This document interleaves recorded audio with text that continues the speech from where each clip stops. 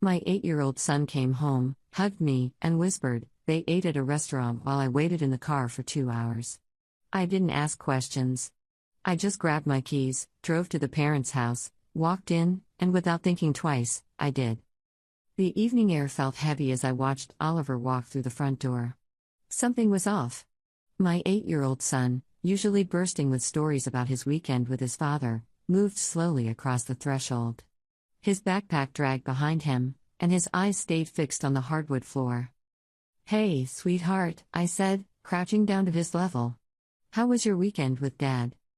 Oliver didn't respond right away. He dropped his backpack and walked straight into my arms. The hug lasted longer than usual. His small frame pressed against mine with an urgency that made my chest tighten. Then he whispered it. "They ate at a restaurant while I waited in the car for 2 hours." The words hung in the air between us. My blood went cold. Every protective instinct in my body screamed at once. I pulled back to look at his face, searching for any sign that I'd misheard him. "What did you just say?" Oliver's lower lip trembled. "I'm sorry, Mom.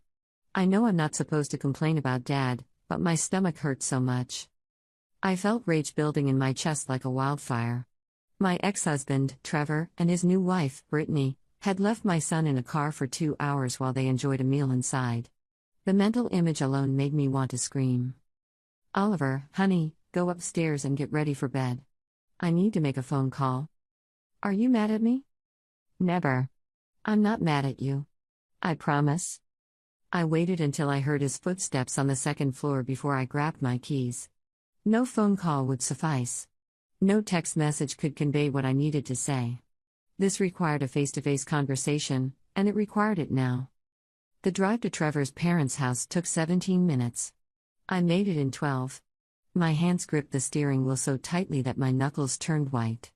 Every traffic light felt like an eternity.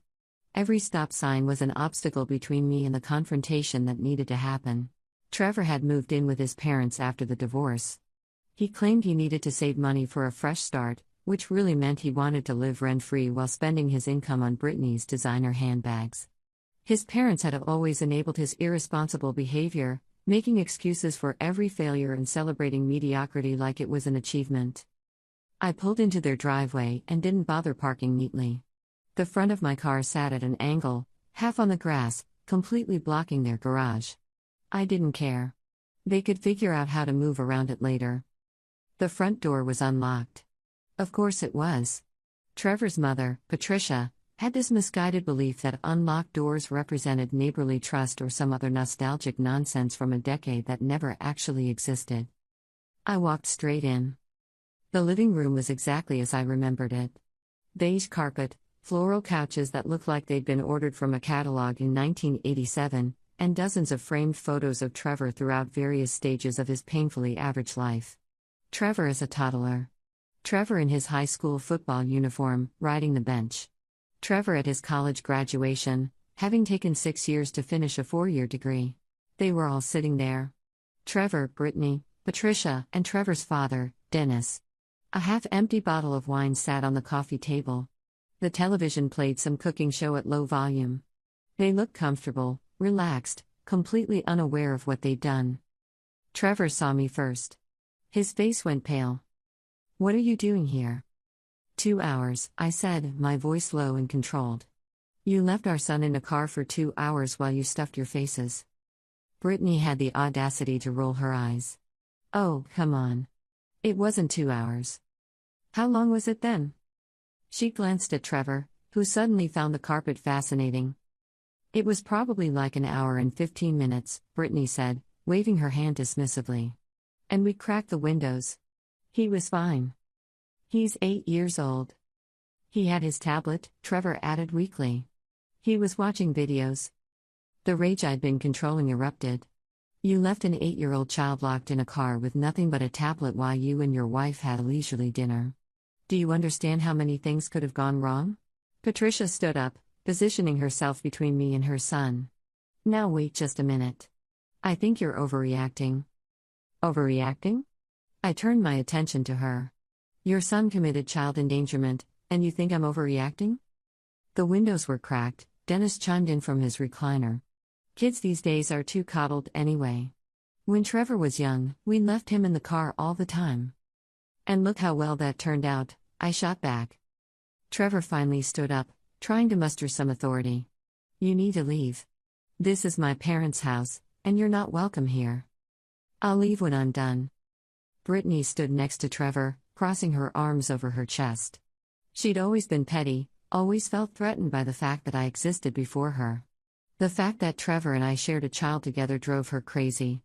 She'd spent the last year trying to establish herself as some sort of authority figure in Oliver's life, despite having zero maternal instinct and even less common sense. Oliver was being difficult, Brittany said. He didn't want to sit nicely in the restaurant, so we made him wait in the car. Maybe if you taught him better manners, we wouldn't have had to make that choice. Make that choice? I stepped closer to her. The choice was to be a parent. The choice was to pack up your takeout and eat in the car with him. The choice was to take him home if he was having a hard time. You don't get to lock a child in a car because he's inconvenient. We didn't lock him in, Trevor protested. So he could have gotten out? Wandered into the parking lot? Been taken by a stranger? Trevor's mouth opened and closed like a fish gasping for air. He had no answer because there was no good answer. Patricia tried a different approach, softening her voice. Look, I understand you're upset, but mistakes happen. They didn't mean any harm. Mistakes happen? I turned to face her fully. A mistake is forgetting to pack a lunch. A mistake is being 5 minutes late to pick up. Leaving a child alone in a car for 2 hours isn't a mistake. It's neglect. Now you're being dramatic, Dennis said, still lounging in his recliner like this was all an entertaining show. Am I? Let me spell this out for you. Tomorrow morning, I'm calling my attorney. I'm filing for emergency custody modification. Trevor's visitation rights are going to be supervised from now on, if he gets any visitation at all. Trevor's face went from pale to red. You can't do that. Watch me. You're being vindictive because you're still bitter about the divorce. I'm being protective because you endangered our son. There's a difference. Brittany scoffed. Please. You just can't stand that Trevor moved on and found someone better. The comment was so absurd that I actually laughed. Better? You convinced him to abandon a weekend with his son to go furniture shopping for an apartment he can't afford. You post more pictures of my child on social media than you do of your own life. You're not better. You're desperate for validation. Her face flushed crimson. Trevor put a hand on her shoulder, but she shook it off. At least I didn't trap him with a baby, Brittany spat. Oliver wasn't a trap. He was planned and wanted by both of us at the time. But I can see why you'd think that, considering you've never been anyone's first choice for anything. Patricia gasped. How dare you come into our home and speak to her that way? How dare your son leave my child alone in a car? I shot back. Do you understand what could have happened? The weather report showed it was 75 degrees today. Cars heat up fast. He could have suffered from heat stroke. Someone could have broken in. The car could have been stolen with him inside. A police officer could have seen him and called Child Protective Services. Any number of scenarios could have played out, and all of them end with Oliver being hurt or traumatized. The room fell silent. Even Dennis had the decency to look uncomfortable. This wasn't my finest parenting moment, okay? Trevor finally admitted. But taking away my custody rights is extreme. Extreme? Leaving an 8-year-old in a car is extreme. I'm just responding proportionally. He's my son too. Then act like his father instead of treating him like baggage you can't be bothered to deal with. Trevor's jaw clenched. He'd always hated when I was right, hated when I could articulate the truth of his shortcomings better than he could defend them. You know what? Maybe Oliver was exaggerating, Brittany suggested. Kids do that all the time. Are you seriously suggesting my son is lying? I'm suggesting that he might be telling you what he thinks you want to hear. You've always babied him. Teaching him that he deserves basic safety and respect isn't babying him. It's good parenting. Something you clearly know nothing about. I've been nothing but kind to that boy, Brittany insisted. Leaving him in a car for 2 hours. Very kind. I'm sure when he grows up and goes to therapy, he'll really appreciate the lesson you taught him about his worth. Patricia held up her hands. Everyone needs to calm down. Let's discuss this like adults. There's nothing to discuss, I said firmly.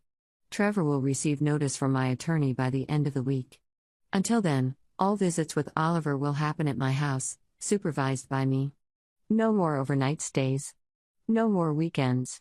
No more opportunities for neglect. You can't unilaterally decide that, Trevor argued. Actually, given the circumstances, I can. Any judge would grant an emergency order once they hear what happened. And trust me, they will hear about it in extensive detail.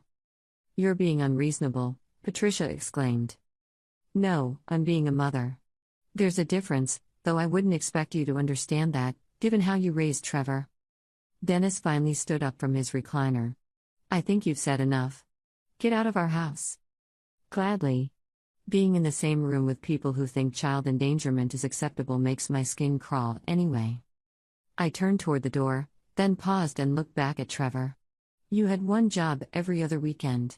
Take care of your son. Make him feel loved and important. You couldn't even manage that. Instead, you prioritized a meal with your wife over your child's safety and dignity. When Oliver grows up and wants nothing to do with you, remember this moment. Remember that you chose convenience over connection. Don't put that on me, Trevor said, his voice breaking slightly. I love my son. Then show him. Because right now, all you've shown him is that he's not worth the inconvenience of cutting a dinner short. I walked out before anyone could respond. The night air hit my face, cool and crisp. My hands were shaking as I got back into my car. The adrenaline that had carried me through the confrontation was fading, leaving behind a mixture of anger and sadness. Before I started the engine, my phone buzzed. 3 text messages from Trevor. You had no right to come here and embarrass me like that. My parents are furious. Brittany is crying. You're going to regret this. I stared at the messages for a long moment, then typed back a single response. The only thing I regret is not protecting Oliver sooner. I blocked his number immediately after hitting send. Any further communication would go through attorneys from this point forward. The time for direct conversation had ended the moment he chose a restaurant meal over our son's well-being.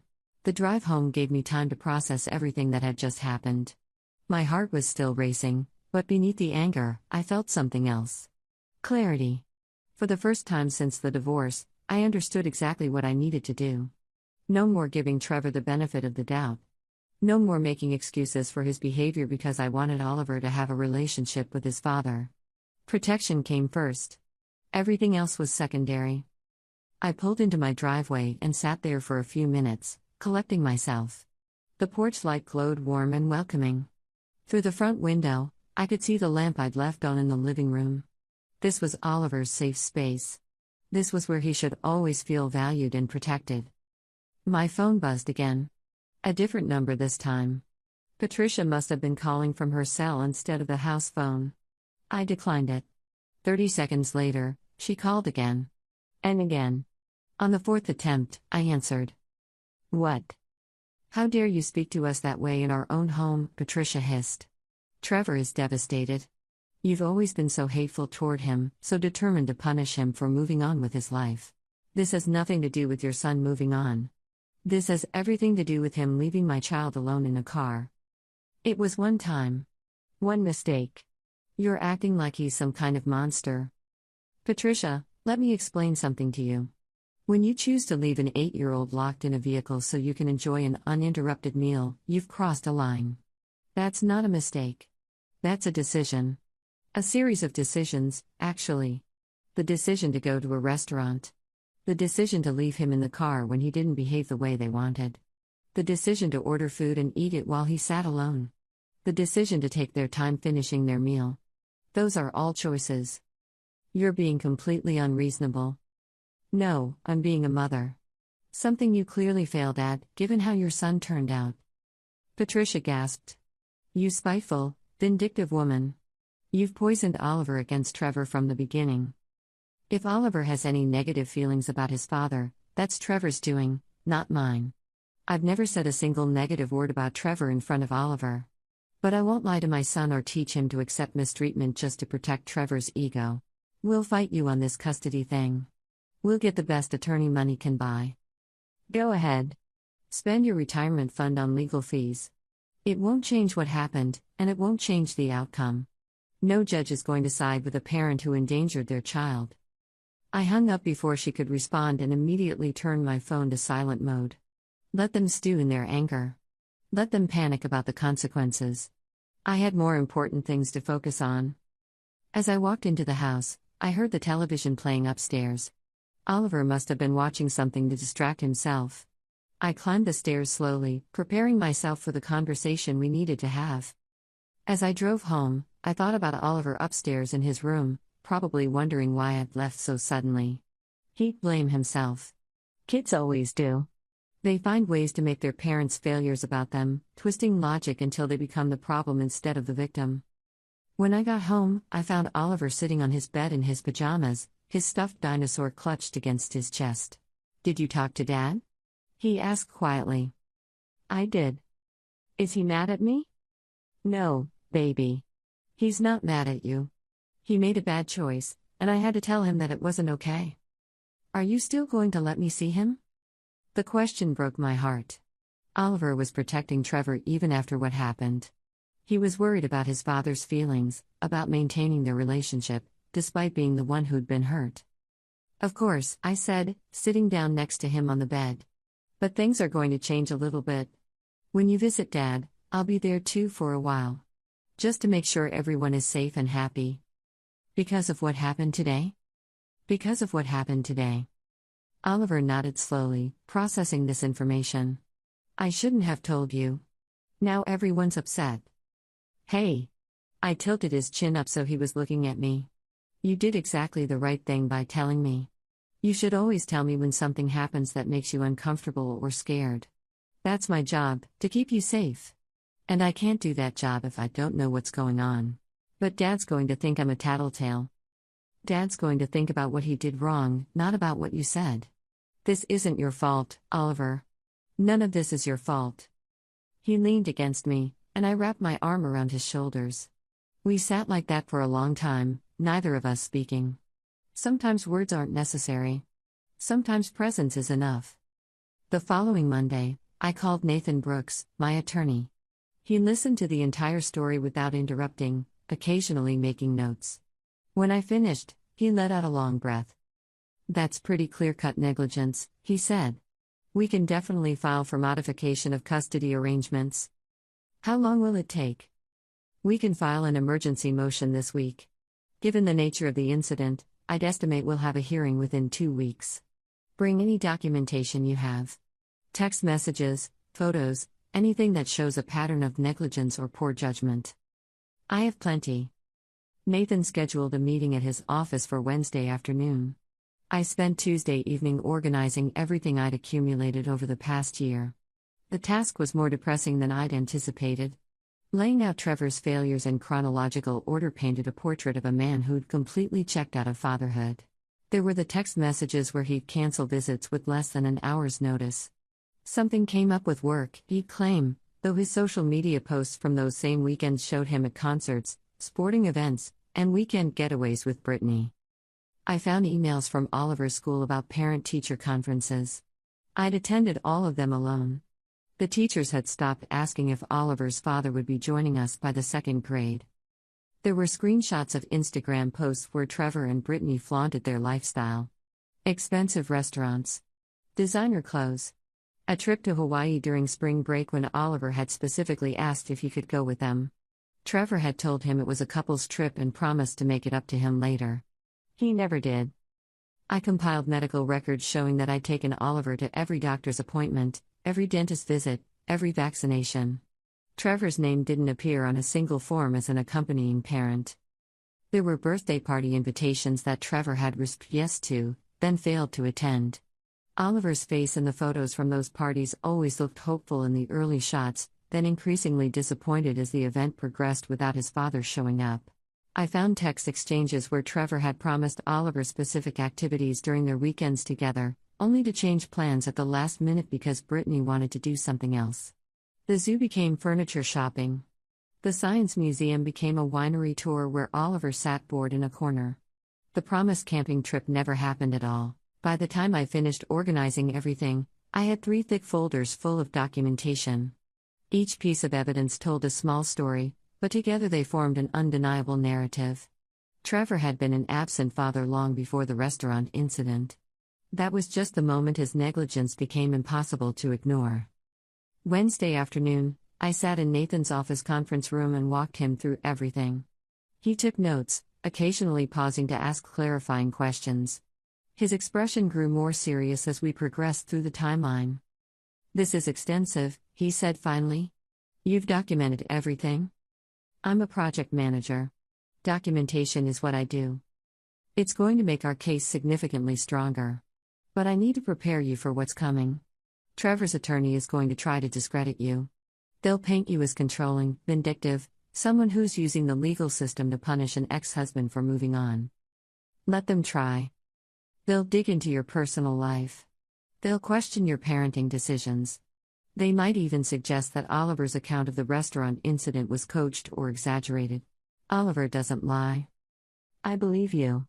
But we need to be ready for every angle they might take." Nathan leaned back in his chair. "I also want to prepare you for the possibility that the judge might not grant everything we're asking for. Supervised visitation is a significant restriction. Some judges are reluctant to impose it unless there's evidence of abuse or severe neglect. Leaving an 8-year-old in a car for 2 hours isn't severe neglect." "It is. But Trevor's attorney will argue it was an isolated incident, a lapse in judgment rather than a pattern of behavior. That's why this documentation is so important. It establishes the pattern." We spent another hour going through strategy. Nathan explained the process, the timeline, what I should expect during the hearing. He coached me on how to answer questions, how to remain calm even when Trevor's attorney tried to provoke me. "The most important thing," Nathan said as I prepared to leave, "is to keep the focus on Oliver. Not on your anger at Trevor, not on their failed marriage, not on Brittany. Everything comes back to what's best for your son. That's all I've ever cared about." "I know. But in court, emotion can work against you. Stay factual. Stay focused. Let the evidence speak for itself." I left his office feeling both empowered and anxious. The legal process was beginning, and there was no turning back now. Whatever happened next would reshape Oliver's relationship with his father for better or worse. That evening, I had a video call with my sister, Lauren. She lived 3 states away, but we talked regularly. I'd texted her the basics of what had happened, but this was the first chance we'd had for a real conversation. "I still can't believe he did that," Lauren said, her face filling my laptop screen. I knew Trevor was selfish, but this is next level." The worst part was how they tried to justify it. Like it was no big deal. "What did Brittany say again?" "That Oliver was being difficult, so they made him wait in the car." "Made him? Like it was a punishment?" Lauren's jaw dropped. "She admitted to using the car as punishment?" "Essentially, yes." "Please tell me your attorney knows about that." "He knows everything." "Good. Because that's not parenting. That's abuse." Lauren shifted position, her expression softening. "How's Oliver handling all this?" "He's confused. He keeps asking if it's his fault, if he did something wrong." "Poor kid. He's lucky to have you." I just wish I'd seen the warning signs earlier.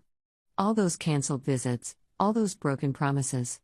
I kept telling myself that Trevor was adjusting to his new life, that he'd eventually prioritize Oliver again.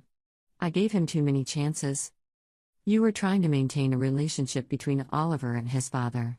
That's not wrong. It is when it puts Oliver at risk." Lauren was quiet for a moment. "You know, I remember when you and Trevor first got divorced. You were so adamant about not badmouthing him to Oliver, about making sure he maintained a relationship with his father. You bent over backward to accommodate Trevor's schedule, to be flexible and understanding. And he took advantage of all of it. I was naive. You were hopeful. There's a difference." We talked for another hour, about everything and nothing. Lauren told me about her job, her dating life, the new restaurant she discovered downtown. Normal conversation that helped ground me, reminded me that life existed beyond this current crisis. The records I'd compiled showed that Trevor had cancelled or shortened his visits 17 times in the past year. He'd never attended a school event. He'd missed 3 of Oliver's birthdays because he was on vacation. Screenshots of texts where Trevor canceled visits last minute. Photos he posted on social media showing him and Brittany on expensive vacations during weekends when he was supposed to have Oliver. Messages from Oliver's teacher noting that Trevor had never attended a single parent-teacher conference. The evidence painted a clear picture. Trevor was a father in title only. He enjoyed the idea of having a son, the social currency it provided, but he didn't want to do the actual work of parenting. The emergency hearing was scheduled for a Thursday afternoon.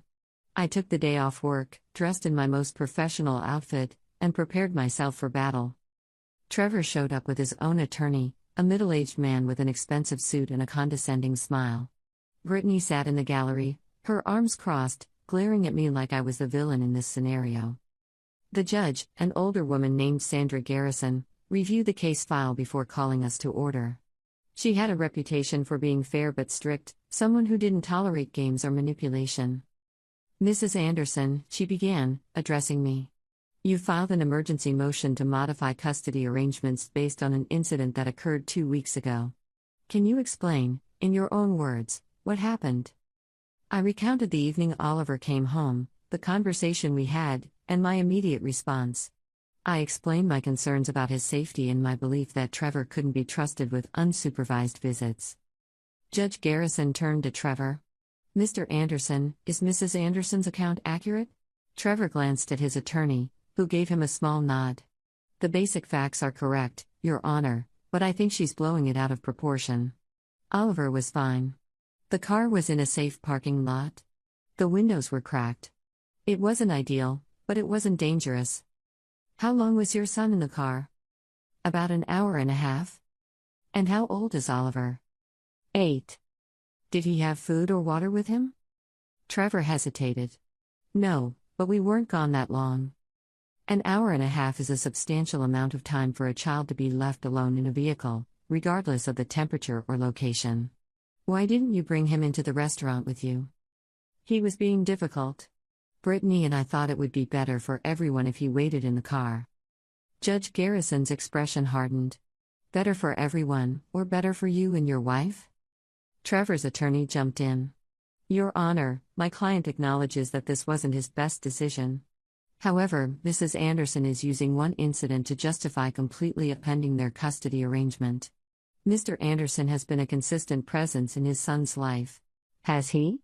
I interjected. Nathan put a hand on my arm, but I continued anyway. "Because the records show that Trevor has canceled or shortened his visits 17 times in the past year.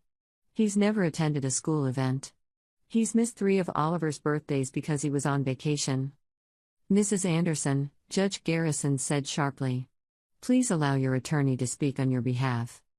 I sat back, chastened but not regretful. Nathan stood up. "Your Honor, we've submitted extensive documentation showing a pattern of negligence and disinterest. The incident with the car is simply the most egregious example of Mr. Anderson's failure to prioritize his son's well-being." The hearing lasted another 45 minutes. Both sides presented their arguments. Trevor's attorney tried to paint me as a vindictive ex-wife seeking revenge. Nathan systematically dismantled that narrative with facts and evidence. Finally, Judge Garrison called for a recess to review everything. We waited in the hallway, Trevor on one end with his attorney and Brittany, me on the other with Nathan. "I think it went well," Nathan said quietly. "She seemed receptive to our concerns." "What if she sides with him?" "She won't. The evidence is too compelling." 30 minutes later, we were called back in. Judge Garrison had her decision ready. "After reviewing all the evidence and testimony, I'm granting Mrs. Anderson's emergency motion. Effective immediately, Mr. Anderson's custody arrangement is modified as follows: all visits will be supervised for a period of 6 months. Mr. Anderson will complete a parenting course approved by this court. After 6 months, we will reconvene to assess whether unsupervised visitation can be reinstated." Trevor's face went white. Brittany let out an audible gasp. Furthermore, Judge Garrison continued, "Mr. Anderson will undergo a psychological evaluation to determine his fitness for shared custody. This evaluation will be conducted by a court-appointed psychologist and submitted to this court within 60 days. Your Honor," Trevor's attorney began, but Judge Garrison held up her hand. My decision is final. This court takes child safety seriously. Mr. Anderson's actions demonstrated a profound lack of judgment. Until he can prove that he's capable of putting his son's needs above his own convenience, he will not have unsupervised access to that child. This hearing is adjourned. The gavel came down with a sharp crack. Nathan and I walked out of the courthouse into the bright afternoon sun. I felt lighter than I had in weeks, like a weight had been lifted off my shoulders. Thank you, I said to Nathan. You did the hard part. You stood up for your son when it mattered most. That evening, I picked Oliver up from school and took him for ice cream. We sat at a small table by the window, watching people walk by as we ate our cones. Mom? Oliver said, chocolate ice cream smeared on his upper lip. Yeah, buddy? Is everything going to be okay? Everything is going to be better than okay, I promised. And it was. Over the next 6 months, Trevor completed his parenting course. The psychological evaluation came back with recommendations for therapy, which he begrudgingly attended. His supervised visits with Oliver were awkward at first, stilted conversations in my living room while I pretended to read a book in the corner. But slowly, things improved. Trevor started showing up on time. He asked Oliver about school, about his friends, about the things that mattered. He stopped checking his phone every 5 minutes and started actually engaging with his son. Brittany stopped coming to the visits after the 2nd month. I heard through mutual acquaintances that she and Trevor were having problems. Apparently, she didn't appreciate being held accountable for her actions. They separated 6 months after the hearing and divorced shortly after that. By the time we returned to court for the reassessment, Trevor had completed all requirements. His therapist submitted a positive report. Oliver, when asked privately by Judge Garrison if he felt safe with his father, said yes. Judge Garrison reinstated unsupervised visitation with conditions. Trevor could have Oliver every other weekend, but overnight stays required 24 hours notice. All plans had to be communicated to me in advance. Any cancellations or changes would be grounds for immediate review. Trevor agreed to everything. Walking out of the courthouse that second time, Trevor caught up with me in the parking lot. Can we talk for a minute? He asked. I glanced at my watch. Oliver was at my mother's house. I had time. Sure. We stood next to my car, the afternoon sun warm on our faces. I owe you an apology, Trevor said, not quite meeting my eyes. For everything. For the restaurant incident, for all the times I canceled on Oliver, for not being the father he deserved. You were right. About all of it. Thank you for saying that. The therapy helped me realize how much I was prioritizing the wrong things. I was so focused on proving to everyone that I was happy after the divorce, that I had this new life with Brittany, that I forgot what actually mattered. Oliver, he agreed. I know I can't undo the past 6 months, but I want to do better going forward. Not because a court ordered me to, but because he's my son and he deserves better. I studied Trevor's face, looking for signs of insincerity. I'd been married to him long enough to know when he was performing versus when he was being genuine. This seemed genuine. Actions speak louder than words, I said finally. Show up for him. Be present. That's all I've ever asked. I will. And he did. Trevor became a better father through necessity and accountability. He'll never be perfect, but perfection isn't the goal. Consistency is. Safety is. Love is.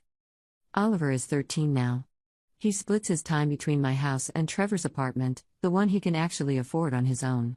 Their relationship isn't without its challenges, but it's real. It's built on honesty and effort rather than obligation and resentment. Sometimes Oliver mentions that night when he was 8, the night he came home and whispered about waiting in the car. He doesn't remember it with trauma or fear. He remembers it as the moment things changed, the moment I fought for him. You drove over there like a superhero, he told me once.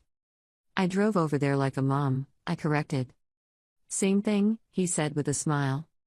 Maybe he's right. Maybe being a superhero is just showing up when it matters, fighting battles that need fighting, and refusing to accept anything less than what your child deserves. That night, when I grabbed my keys and drove to Trevor's parents' house, I didn't know how things would turn out. I just knew that something had to change. I couldn't sit with the knowledge that my son had been left alone in a car, that his safety had been compromised, and do nothing. So I did something. I walked into that house without an invitation and spoke truths that needed speaking. I made people uncomfortable because comfort isn't more important than accountability. Looking back, I'd do it all again. Every difficult conversation, every court hearing, every moment of tension and conflict. Because at the end of all of it, Oliver knows that someone will always fight for him. Someone will always put his safety above social niceties and family politics. That someone is me. That's what mothers do.